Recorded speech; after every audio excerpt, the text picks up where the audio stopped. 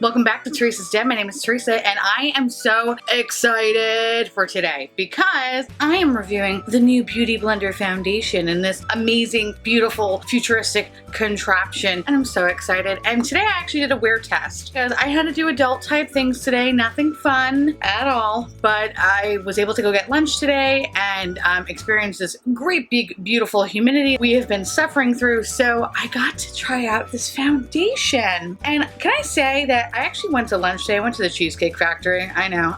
I'm a fancy bitch. I don't know what, it never fails that me and my husband always get sat next to people that are on awkward first dates. And I live for it. You have no idea. I love when people are so awkward on dates. It's just like, it's dinner and a movie. And I love listening to people and the stupid shit that they say. Today I had two couples that, like, one was on the side of us and one was like literally across from us that we could view from their booth. The couple on the side of us, bless their hearts, they had to be about probably like teenagers.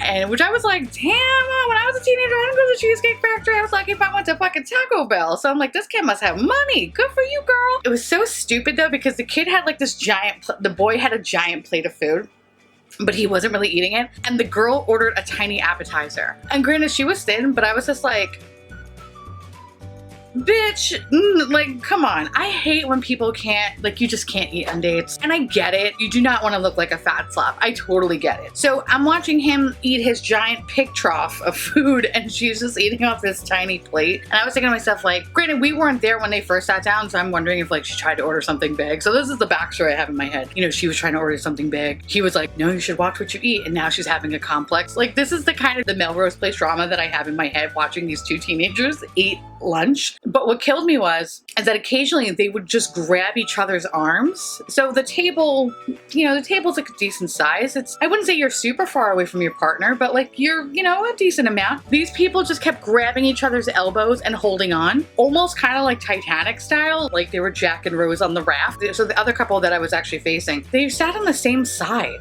Who sits on this? It was a big ass booth. Like, who sits on the same side? I mean, granted, I get it. Maybe if you're giving a hand job, it kind of makes sense, but it's also lunchtime at a Cheesecake Factory. How often are you giving hand jobs? Don't answer that. So I don't know. It was very weird, but it didn't seem like a hand job kind of date. It seemed like she was there to just yell at him nonstop while he was eating bread, which was pretty hilarious for me. Not so much for him, but I always find that weird when couples sit on the same side of the booth. Unless it's like sexy time, fun time, I don't understand, because this is way more pain in the ass eating and staring at you. Like, I feel like I hurt my neck. Like I'm gonna have like a bad neck because I'm staring at you while eating. Who does it? That doesn't make any sense. Even when I'm on the train with somebody, I feel like I have to turn my whole body so I can actually look at them straight on, because that shit hurts. I don't know, maybe I'm just fat and I'm lazy, but this fucking hurts though.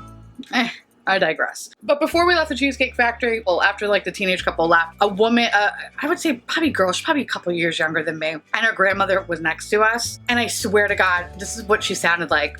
And I'm not even joking. So, do you want calamari? First of all, like, I know I do that voice fucking around and like playing around on people, but this was her actual voice. Server came over and was like, oh, hi, how's it going? How are you guys? And she's like, I'm fine. I really would like an iced tea.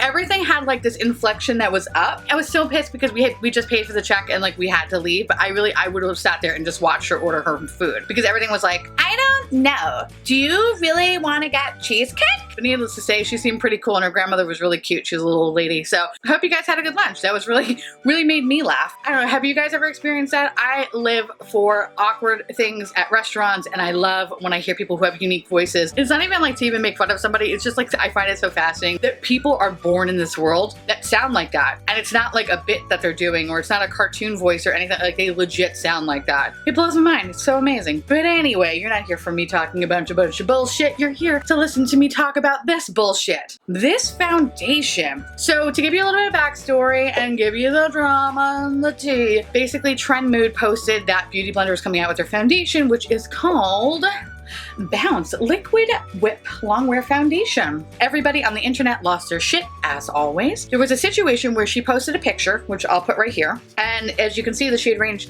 looks a little funny. So the whole drama was the fact that there was a filter on the picture of the foundation, so it appeared that there was literally the same shade of white 65 times, and the last row of like the deep shades looked more like Donald Trump. People just don't want that. Nobody really wants Cheeto look, and if you do, more power to you. No judgments here. It's just, I don't think a lot of people are going to be clamoring for that kind of look. So I do find it fascinating. I actually found the whole drama fascinating. So after that, then there seemed to be like a couple issues of apologies. It was like a wrong screen grab. I don't know, it was some bullshit or whatever, but then the shade range came out where it still looked like quite a few rows of, you know, light shades and then just like one row of deep shades. In this day and age, it's still really unfair that all skin colors can't have the same foundation. Granted, it's never going to always work the same foundation because my skin type will always be certainly different from your skin type because we are all unique snowflakes in this world. And it does suck that people who have really, really dark, beautiful, rich skin tones can't use some foundations because they just don't have the correct shade for them. While it is impressive that it is 32, it's not super impressive because like brands like Fenty, brands like I think NYX is coming out with one, CoverGirl came out with one, and there's probably some other brands that I'm not thinking of that have 40 shades that are dedicated to the lightest of the light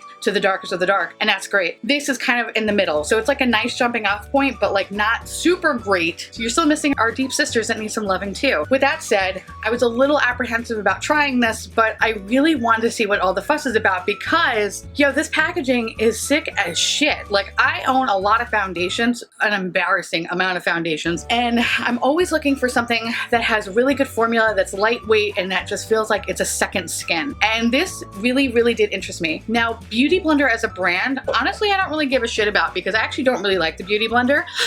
I know, drama. I actually really like Real Techniques or Ego Tool sponge or the Morphe sponge. Actually, the best sponge to me is really Flower Beauty or Japanese. Those two are like mind-blowingly amazing, and I totally recommend them if you have not tried them out. But we're not here to discuss about which sponge I like better, even though I just said it, whatever. Anyway, we're here to talk about this foundation. So what I'm gonna do right now is I'm actually gonna show you a small video of me applying it on, and I'm actually gonna throw in some pictures that I took today. Because of the stuff that I was doing today, I didn't have the ability to actually take video, so I do apologize, but I am going to show some pictures in the mix of it. Come back and I'll give you the real tea on whether or not I think you should buy this.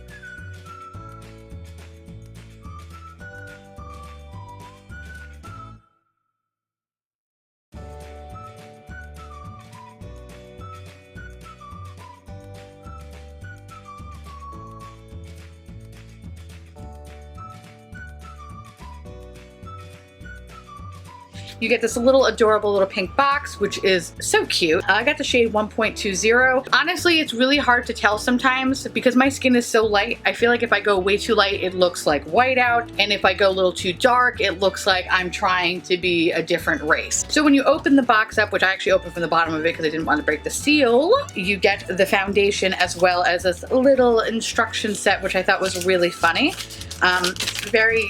I love the little schematic diagrams on how you should be holding it. You could do it this way where I guess it shows you that you pour it on a 45-degree angle and then it slides here and then you flip it up and you put the little sponge on here and then you could do that. You could do that. To me, that's really messy and I don't like that because then it makes the packaging look like shit and I feel like you're wasting a lot of product. So for me, what I was doing for this example, I was holding it from here and just putting it directly onto the sponge and I felt like that worked out out fine, so whatever. So what you get here is you get like a half plastic, half frosted glass little number. Has a little lock here, which is actually very smart. So if you have this around in your bag and it does press down, you will not get product everywhere. So I love this. Having this foundation almost wishes that we had jetpacks and flying cars. Like I feel like I'm in the future, but then I look around me and realize we are not in the future.